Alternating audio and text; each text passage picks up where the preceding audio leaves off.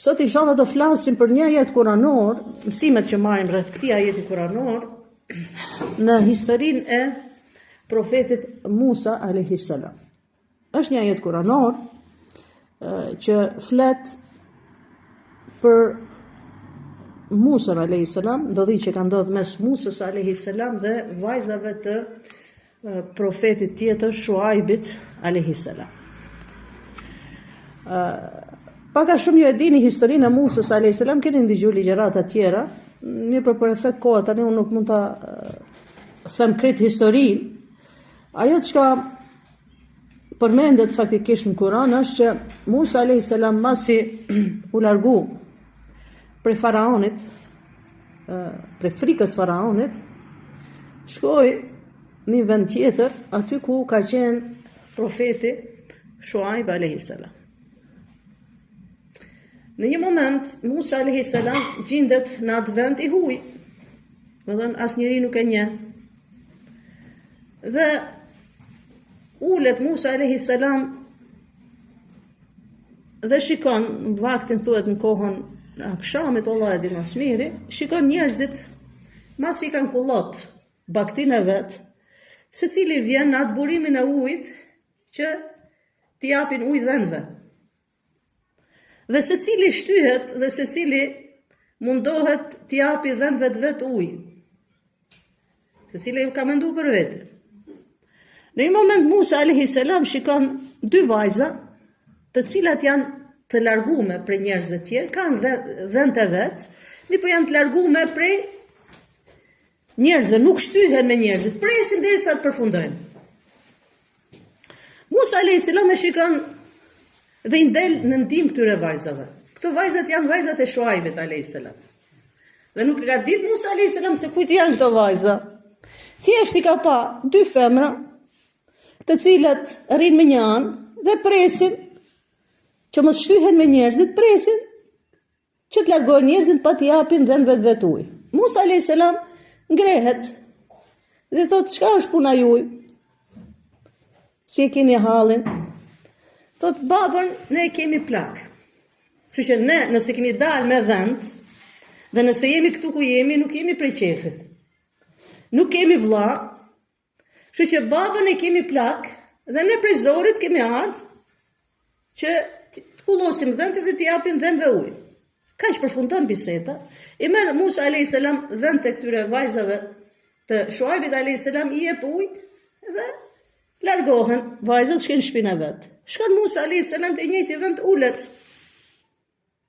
Nuk ka më biseda. Vajzat e Shuaibit alayhis salam i thon babës vet, i tregojnë babës vet çka ndodhi. Njëra prej vajzave, sepse Allah azza xhel këtu e përmend këtë fakt, qalet ihdahuma. Qalet ihdahuma, tha njëra prej tyre. Njëra vajzë, nuk përmendet me emra. Në Kur'anin Kerim e vetmja femër që është përmend me emër kush është? Meriem. I thot një prej vajzave, i thot babës vet, qalet ihdahuma. Tha një prej vajzave. O bab, istajir në gjuhën arabe do thot e marrin të punësohet te ne. Punësohet te ne. Shërbej se pan, edhe çka i thot? Ka vore dy cilësit Musës alayhis salam. Khayra min istajarta qawi al-amin. Ka thënë, njëri më të mirë o bab që ti mund ta punësosh kush është? Do t'i ketë dy cilësi dhe këto dy cilësi vajzat e Shuaibit alayhis salam i kanë pa. Qawi do thotë i fuqishëm, amin besnik. Qawi i fuqishëm dhe amin do thotë besnik. Prandaj një prej vajzat domethënë kur e kanë këshilluar ose e kanë thënë babës vet, ta marrim punësohet te ne, pse? Sepse njërin më të mirë që ti mund ta punësosh duhet të jetë i fuqishëm dhe besnik. Dhe këto dy cilësi ka pas Musa alayhis salam. Në një moment e ka zbuluar vajzat e Shuaibit alayhis salam se sa njeriu ka qenë Musa alayhis salam, i fuqishëm dhe besnik. Dhe këtu ka shumë sim valla. Në këtë ajet kuranor që nëna duket shumë e shkurtër, ka shumë sim. Prej mësimeve numër 1, që inshallah do të marrim, kush është? Kjo është këshill për gjithë ato që që kanë vajzat do t'i martojnë vajzat e veta. Nëse do me martu vajzën, dy cilësi do t'i ketë ai burr kryesore. El-qawi, el-amin. Qawi i fuqishëm dhe besnik.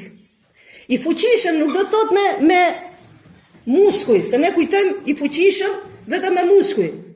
Fuqia nuk është vetëm te muskujt, se dikush mund të ketë fuqi ke muskujt, mirë po nuk ka fuqi ke truri. Problem. Truri nuk e ka, s'ka lidhje me situatën, s'ka lidhje, domethënë është shumë i ashpër.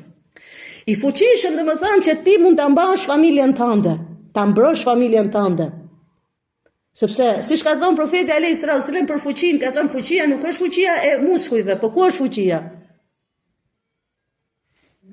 Ku është fuqia? Fuqia nuk është e muskujt, po fuqia është ti për momenti që je shumë nervoz për shembull, edhe mund të plasësh, ti e përmban vetin tën, këtu fuqia. Pra, këtu në mësimin numër 1 thon dietarët që kjo është mësim për gjithë ato që duan të martojnë vajzat e veta, do të kenë parasysh që bashorti i ardhshëm t'i ketë të dy cilësi, i fuqishëm që do ta mbrojë vajzën tënde për çdo zullumi, për çdo të keqe, e ke mburoj. Sepse profeti alayhis salam çka ka thënë? I drejtohet burrave, nuk i drejtohet grave. Profeti alayhis salam i drejtohet burrave, çka ka thënë sallallahu alaihi wasallam në hutbën e lamtumirës?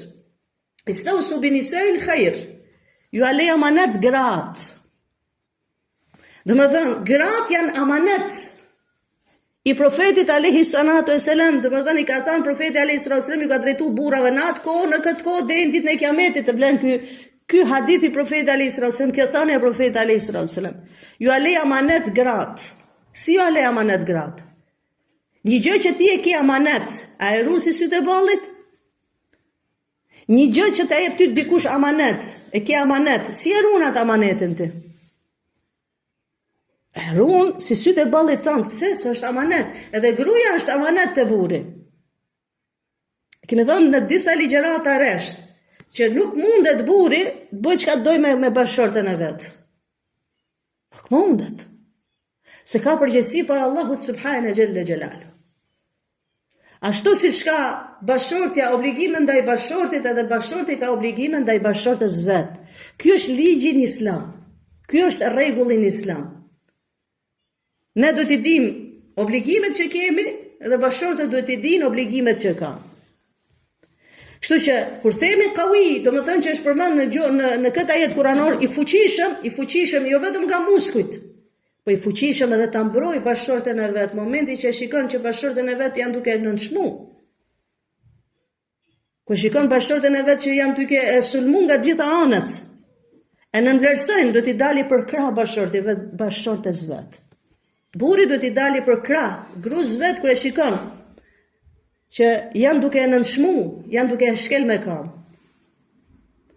El-amin, cilësia e dytë që do ta ketë el-amin, do të thonë besnik, tjeti besës.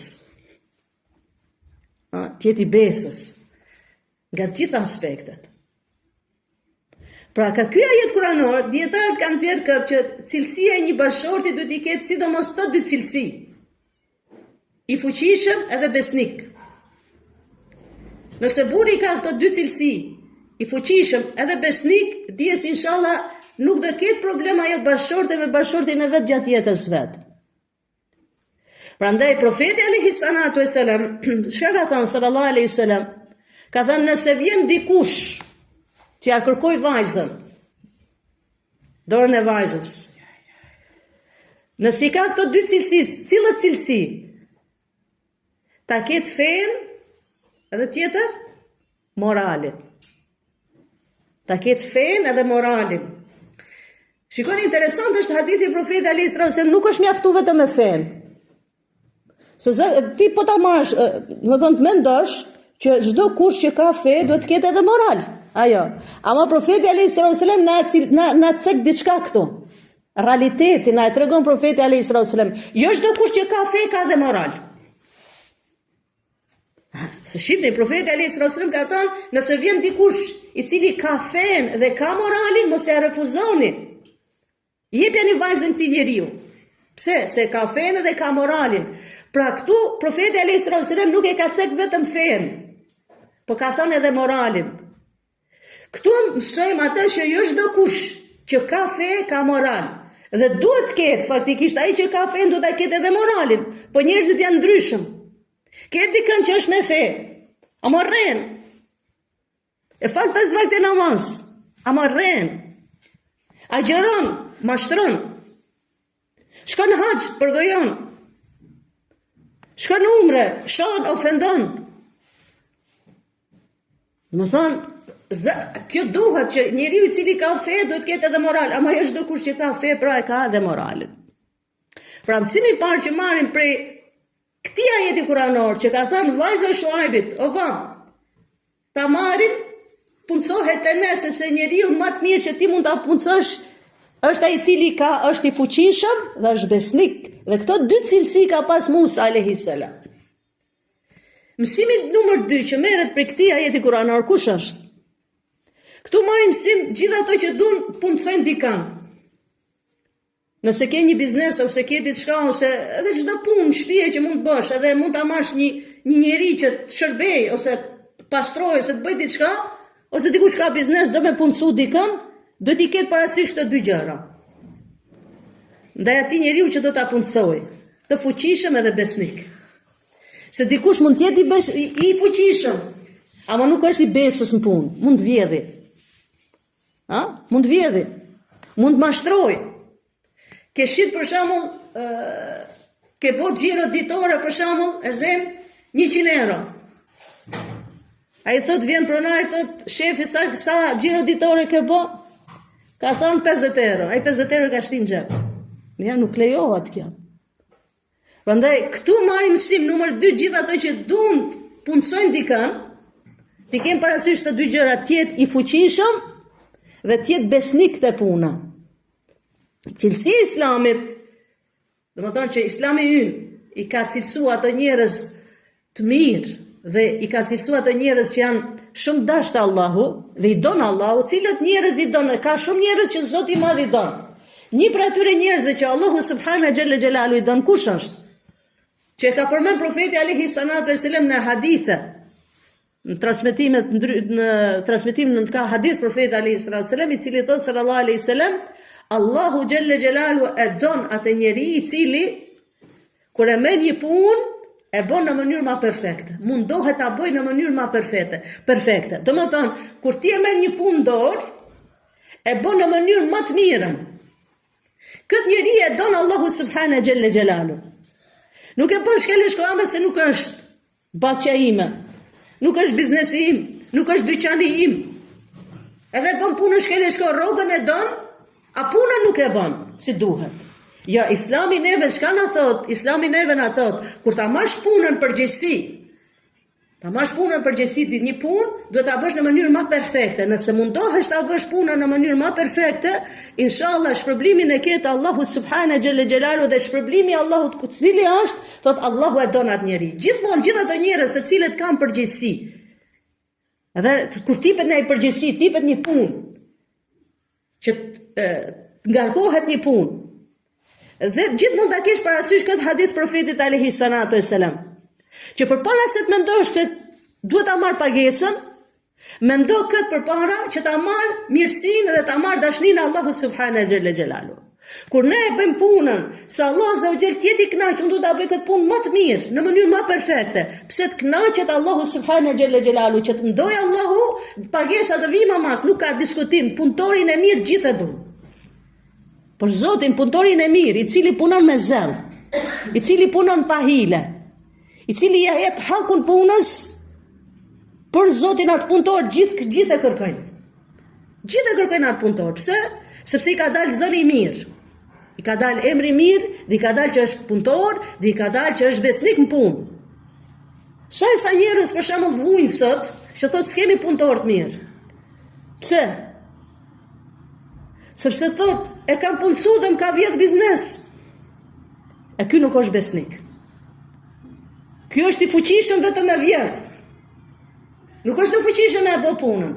Prandaj shifni në këtë ajet kuranor, kuptojmë këtë që nëse ke ndërmend me punësu dikën, ose ke ndërmend me marr dikën punë, diket të dy cilësi edhe diçka tjetër, që shen diçka tjetër që punën që ti duhet ta bësh, ta bësh në mënyrë më të mirë. Pse?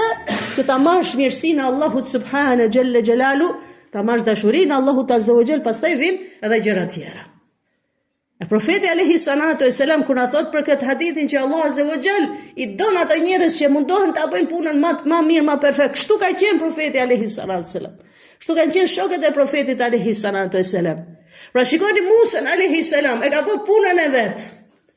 Që e ka bë për vetin e vet. E ka pa që nuk ka shpresu Musa alayhi salam që të ketë ndonjë shpërblim. Se fundja ka qenë i huaj në atë vend. Se fundja i thote, unë ja dhash dhënë vetë juj ujë, m'jepni diçka tani. Ja. Prandaj bëje punën. Nëse bën punën për hir të Zotit, do të vish shpërblimi i Allahut azza wa xal për Allah, që ka sta pret mendja mësimi tjetër. Që marrim kjo, nëse ti ndihmon dikën për hir të madhit Zot, për i Zot Allahut xhalla xhelalu, për Zotin do të vish shpërblimi i Allahut azza wa xal, ka ty sta pret mendja hiç. Ashtu si që erdi Musa alayhi salam. Musa alayhi salam çka bone? Masi u sheu ose i dha ujë dhen vet vajzave të Shuaibit alayhi salam. A shkoi te njëjti vend? Dhe çka tha? Ishte i huaj në atë vend. Nuk njifte kërkën, ka hik për frikës faraonit. Dhe nuk njifte asnjëri. Thuhet, wallahi din mas miri, thuhet ka qenë edhe zbath. Ka hik për faraonit, për frikës, për zbath. Dhe kur ul në hijen, dhe ka ul në atë pemën, masi ka dhënë dhenve të vajzave të Shuaibit ujë, ka po një dua. Ka ba dua, cila dua? Që është përmend Kur'anin Kerim. Rabbi, o Zot, çka të mire që ti më ke hudh mu, prapë unë jam fukara. Çka të mire që ti unë jam fukara. Dhe thuhet mas se duaj që ka bë Musa alayhi salam, Allahu subhanahu xhalla xhelalu ja dha krejt mirat. Cilat mira? Shifni të mirat që kanë ardhur. Shuaibi alayhi salam, mas që ndigjon vajzën e vet, çka i thot? Shko thirrë Musa alayhi salam. Nuk e ka ditë që është Musa alayhi salam. Shko thirrë. Fillon mirësitë e Zotit tani kur e bën punën për hir të Zotit, e ndihmon dikën për hir të Zotit. Dhe mos maj shpresë që njerëzit të shpërblejnë. Fshihet e njerëzit. Hiqe mendjen ndaj njerëzve. Nëse ke ndërmend me bë një punë të mirë, për hir të Zotit, bëje për hir të Zotit. Nëse do me bë për njerëzit, te njerëzit s'ke me gjet as falënderim, as shpërblim. Këtë dish. Rrallë janë ato. Ne si besimtar inshallah qofshim të atill dhe si musliman, do ta kemi parasysh diçka, nëse do ta bëj punën, e bëj për Allahun xhalla xhelalu. S'do ta bëj për njerëzit. Se te njerëzit nuk ke as falenderimin, as shpërblimin, edhe me nënçmimin. U kry. E Musa alayhis salam këtë na mëson ne, që e bëni punën për hir të Allahut xhalla xhelalu, i ndihmoi ato vajza për hir të madhit Zot, dhe nuk kërkoi asnjë shpërblim, vin shpërblimet e Allahut, vjen vajza e Shuaibit, i thot Shuaibi alayhis salam një prej vajzave, shko, thirreni. Dhe Allah azza wa jalla përmend Kur'anin Kerim ashtu siç kemi thënë disa ligjërata që temshi al-istihya e ka përmend hecjen e vajzës së Shuaibit. Allah azza wa jalla ka përmend mënyrën e ecjes. Çka hecje ka bë? Temshi al-istihya ka hec në mënyrë të turpshme, i ka ardhur turp. Prandaj thon dietarët, nëse do me kërku një vajzë për djalin tënd, për gru, do t'i ketë disa cilësi dhe ajo vajzë, ashtu si që do t'i ketë djali, do t'i ketë edhe vajza, një për atyre cilësive t'jetë e turpshme.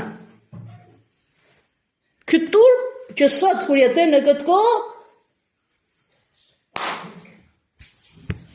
vështirë është që të gjesh, alhamdulillah ka, vështirë është që të gjesh sot një njeri që është i turpshëm. Turpi është ai që e man njeriu. Prandaj kur thot profeti alayhi salatu wasalam, për fjalëve të profetëve përpara dhe atë që them unë kush është, fa in lam tastahi fa fa'al ma shi't. Nëse s'ke turp bëj çka dush. Çka do thot turpje ma njeriu. Dhe Allahu subhana gjelle gjelalu, kër e përmen vajzën e Shuaibit, alayhi salam, dhe thot tamshi ala istihya, na përmend Allahu subhana gjelle gjelalu se si duhet tjetë hecja e femrës. Jo vetëm hecja duhet tjetë e turshme, edhe fjalët duhet tjenë turshme. Ashtu që dy vajzat e Shuaibit nuk u shtyn me burrat e huaj, rishin anash, pse? Kam pas turp. Nuk kam fol, dhe kur kam fol me Musa alayhi salam, dy fjalë, babën me njëherë janë arsyetuar pse jemi në këtë situatë. Ne nuk kemi as vëlla dhe babën e kemi plak. Mos na keq kuptoni, nëse jemi këtu ku jemi. Nëse jemi këtu ku jemi se kemi hall. Jo se kemi dalë prej qefit me dhënt, jo se kemi dalë prej qefit këtu me njerëzit që t'i japin dhënve ujë. Shikoj film të mirat Allahut azza wa jall për Musa alayhi salam. Shkon vajza e Musës alayhi salam, vajza e Shuaibit alayhi salam e thërret Musën.